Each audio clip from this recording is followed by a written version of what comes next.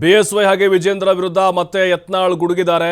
ದಾವಣಗೆರೆ ಸಮಾವೇಶ ವಿಚಾರಕ್ಕೆ ತೀವ್ರ ವಾಗ್ದಾಳಿ ನಡೆಸಿದ್ದಾರೆ ಬಸವನಗೌಡ ಪಾಟೀಲ್ ಯತ್ನಾಳ್. ಅಂದ್ರೆ ಈಗ ಮತ್ತೆ ಅದೇ ದಾಟಿಯ ಮೂಲಕ ಯಡಿಯೂರಪ್ಪ ಹಾಗೆ ಅವ್ರ ಫ್ಯಾಮಿಲಿ ವಿರುದ್ಧ ವಾಗ್ದಾಳಿ ನಡೆಸಿದ್ದಾರೆ ಯತ್ನಾಳ್. ಅಂದ್ರೆ ಇದು ದಾವಣಗೆರೆ ಸಮಾವೇಶಕ್ಕೆ ಸಂಬಂಧಪಟ್ಟಂತೆ ವಿಜೇಂದ್ರ ಸಿಕ್ಕಾಪಟ್ಟೆ ರೊಕ್ಕ ಮಾಡ್ಯಾನ್ರಿ, ದುಡ್ಡು ಬಹಳ ಮಾಡ್ಯಾನ ವಿಜೇಂದ್ರ ಅಂತ. ಅವರಪ್ಪ ಇದ್ದಾಗ 7,000 ಕೋಟಿ ರೊಕ್ಕ ಮಾಡ್ಯಾನ, 7,000 ದುಡ್ಡು ಮಾಡಿದ್ದಾರೆ, ನಾನೇನು ಮಾಡಲಿ ಬಡವನಯ್ಯ ಅಂತ ಹೇಳಿ ಯತ್ನಾಳ್ ಹೇಳಿದ್ದಾರೆ.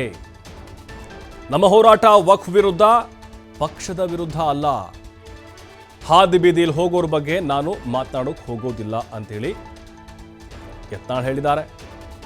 ಇನ್ನು ಮೈಸೂರಲ್ಲಿ ಉಚ್ಚಾಟನೆ ಮಾಡಬೇಕು ಯತ್ನಾಳ್ ಅನ್ನುವಂತಹ ಕೂಗು ಎದ್ದಿದೆ ಅಲ್ವಾ, ಆ ವಿಚಾರಕ್ಕೂ ಲೇವಡಿ ಮಾಡಿದ್ದಾರೆ.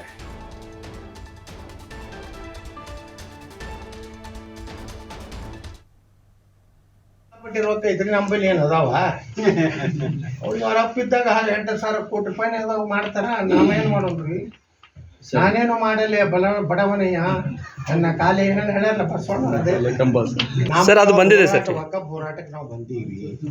ನಾವು ಏನು ಡೈವರ್ಟ್ ಆಗುವುದಿಲ್ಲ, ಡೈವರ್ಟ್ ಮಾಡ್ಬೇಕಂತ ಅವ್ರು ಪ್ರಯತ್ನ ಮಾಡಕತ್ತಾರ. ನಮ್ಮ ಗುರಿ ವಕಫ್ ಹೋರಾಟ ಅಷ್ಟೇ.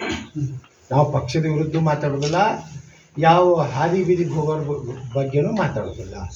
ನೀವು ದಯವಿಟ್ಟು ನಿಮಗೇನು ವಿಜೇಂದ್ರ ಮಂತ್ರ ಮಾಡ್ಯಾನೋ ಗೊತ್ತಿಲ್ಲ, ಹೊಳ್ಳಿ ನೀವು ಅದನ್ನೇ ಕೇಳ್ತೀರಿ. ಸಿಕ್ಕಾಪಟ್ಟೆ ರೊಕ್ಕ ಐತ್ರಿ ನಂಬಲ್ಲಿ ಏನು ಅದಾವ ಅವ್ರಿಗೆ ಅವ್ರ ಅಪ್ಪ ಇದ್ದಾಗ 8,000 ಕೋಟಿ ರೂಪಾಯಿ ಅದಾವ ಮಾಡ್ತಾರ. ನಾವೇನು ಮಾಡೋದ್ರಿ, ನಾನೇನು ಮಾಡಲಿ ಬಡವನಯ್ಯ ನನ್ನ ಕಾಲ ಏನೇನು ಹೇಳಲ್ಲ ಸರ್, ಅದು ಬಂದಿದೆ ಸರ್. ವಕಫ್ ಹೋರಾಟಕ್ಕೆ ನಾವು ಬಂದೀವಿ.